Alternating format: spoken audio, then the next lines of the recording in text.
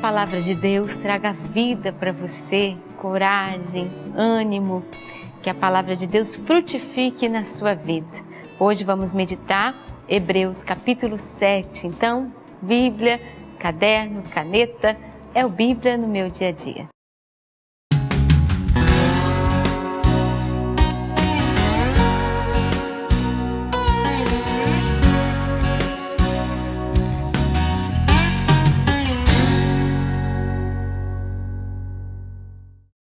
E rezemos juntos em nome do Pai, do Filho e do Espírito Santo. Amém. Vinde, Espírito Santo, enchei os corações dos vossos fiéis e acendei neles o fogo do vosso amor. Enviai o vosso Espírito e tudo será criado e renovareis a face da terra. Oremos, ó Deus, que instruíste os corações dos vossos fiéis com a luz do Espírito Santo. Fazei que apreciemos retamente todas as coisas, segundo o mesmo Espírito, e gozemos sempre da sua consolação, por Cristo Senhor nosso. Amém. E assim a gente reza, a gente se prepara, a gente deseja estar diante da palavra, a gente deseja ouvir Deus falando conosco através da palavra, a gente pede a Deus a graça de termos ouvidos atentos, coração aberto para acolher a mensagem de Deus. É tão bom esse momento do estudo, faz bem para nós. Então se dedique, seja perseverante, fiel todos os dias. Hebreus capítulo 7, vamos ler. Versículo 1. Este Melquisedeque, rei de Salém, sacerdote de Deus Altíssimo, saiu ao encontro de Abraão, quando este regressava da vitória sobre os reis e o abençoou. Abraão entregou a ele o dízimo de tudo, primeiro em seu nome, significa rei de justiça, e ele também é rei de Salém, isto é, rei da paz. Sem pai, sem mãe, sem genealogia, sem início de dias, nem fim da vida, ele se assemelha ao Filho de Deus e permanece sacerdote para sempre. Considerai, pois, como Melquisedeque era grande. Abraão, patriarca, lhe deu o dízimo dos despojos. Segundo a lei de Moisés, os descendentes de Levi, que se tornaram sacerdotes, devem receber o dízimo do povo, isto é, dos seus irmãos, embora estes também sejam descendentes de Abraão. Melquisedeque, porém, sem figurar entre os descendentes de Levi, recebeu o dízimo de Abraão e ainda lhe deu a sua bênção, a ele que havia recebido as promessas de Deus. Ora, aquele que recebe a bênção é sem dúvida menos importante do que aquele que dá. Além disso, os filhos de Levi que recebem o dízimo são homens mortais. Lá, porém, o dízimo foi recebido por alguém do qual se declara que está vivo. Podemos até dizer que na pessoa de Abraão, aquele que devia receber o dízimo, Levi, entregou o dízimo, pois ele estava no corpo do seu antepassado Abraão, quando Melquisedeque veio ao seu encontro. O sacerdote levítico não representa a perfeição, embora, com base nele, o povo tenha recebido a lei. Caso contrário, a necessidade havia de surgir outro sacerdote, do qual se diz é sacerdote segundo a ordem de Melquisedeque, em vez de se dizer segundo a ordem de Araão. Eu acho que a gente merece aqui uma reflexão mais aprofundada sobre esse versículo. O sacerdote de Melquisedeque e de Araão. Qual a importância? Qual era o mais importante? Por que um era mais importante que o outro? Vamos perguntar para o Padre Xavier.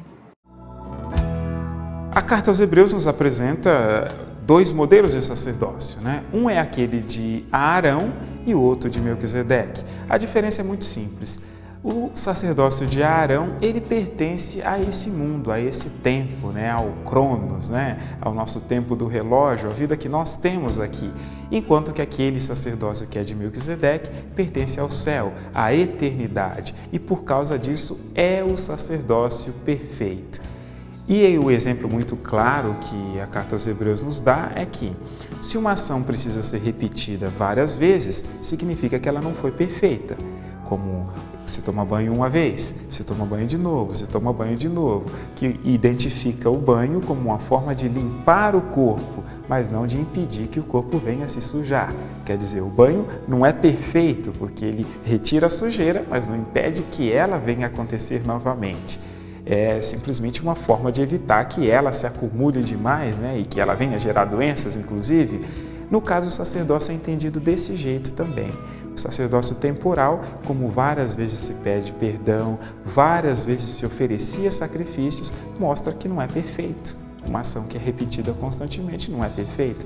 Enquanto que o sacerdócio de Melquisedeque, esse sim, com um único sacrifício, é perfeito. E é exatamente dessa linhagem que vem o sacerdócio de Cristo. E isso é importante. Todos os outros pertencem a Arão. Cristo pertence à linhagem de Melquisedeque, ao sacerdócio celeste. E é dali, a partir de Cristo, o sacerdócio que ele comunica também é o dele, É esse sacerdócio eterno. Isso é muito interessante de ser observado. É isso que nós temos de diferente na carta aos Hebreus. Sacerdócio do Antigo Testamento, sacerdócio do Novo Testamento. A imperfeição e, do outro lado, a perfeição do sacrifício de Cristo. E assim a gente aprende um pouquinho mais, O sacerdote de Melquisedeque é eterno. De Arão, sacerdócio humano. A gente vai crescendo um pouquinho mais no conhecimento da palavra e como é bom a gente meditar, hein? Vamos dar continuidade. Versículo 12, nós temos: mudou o sacerdócio, então necessariamente muda também a lei.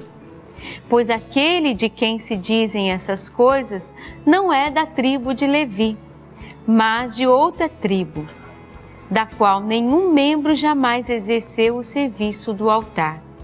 Pois é evidente que nosso Senhor, descendente da tribo de Judá, que Moisés não menciona ao falar dos sacerdotes.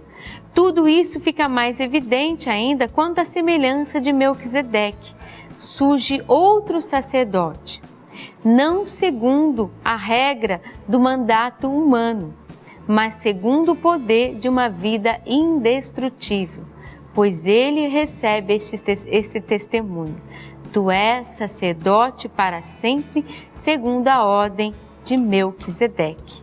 Este fato significa a abrogação do preceito anterior, por ser fraco e inútil, pois a lei não levou nada à perfeição, mas significa também a introdução de uma esperança melhor que nos permite aproximar-nos de Deus. E aqui nós temos um princípio eterno, versículo 18. A lei, ela não leva à perfeição. De fato, quem levou à perfeição foi nosso Senhor Jesus Cristo. Ele que veio trazer para nós o verdadeiro significado da salvação, não foi a lei. A lei nos ajudou, mas quem trouxe a salvação foi o Senhor. É Ele que trouxe uma esperança melhor. Versículo 18, um princípio eterno. Versículo 20, tanto que isso não aconteceu sem a prestação de juramento. Os outros tornaram-se sacerdotes sem que alguém prestasse juramento. Jesus, porém, tornou-se sacerdote em virtude do juramento daquele que lhe disse: o Senhor jurou e não voltará atrás. Tu és sacerdote para sempre. Por essa razão, Jesus se tornou o fiador de uma aliança ainda melhor. E é claro, o Senhor é o fiador dessa aliança melhor, eterna. O versículo 22, mais um princípio eterno. Há outra diferença ainda: os sacerdotes da antiga aliança sucediam-se em grande número, porque a morte os impediu de permanecer. Jesus, porém, uma vez que permanece para sempre, possui um sacerdócio que não passa. Mais um princípio eterno temos aí, versículo 24. Jesus é aquele que permanece para sempre e aquele que tem um sacerdócio que não passa. Isso é eterno, é princípio eterno, versículo 24.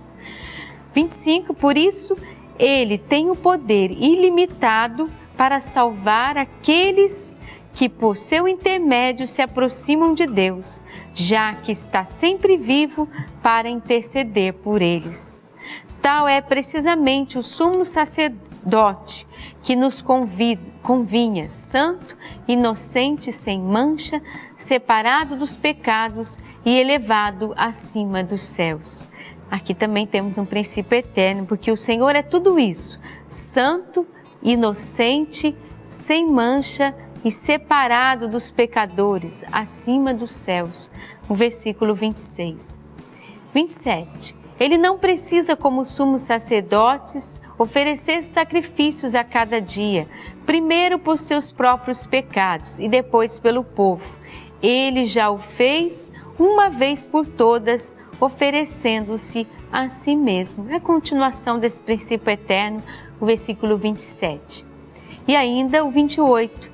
A lei, com efeito, constituiu sumos sacerdotes a homens sujeitos à fraqueza, enquanto a palavra do juramento que veio depois da lei constituiu alguém que é filho, perfeito para sempre. A continuação aqui também no versículo 28, mais um princípio eterno.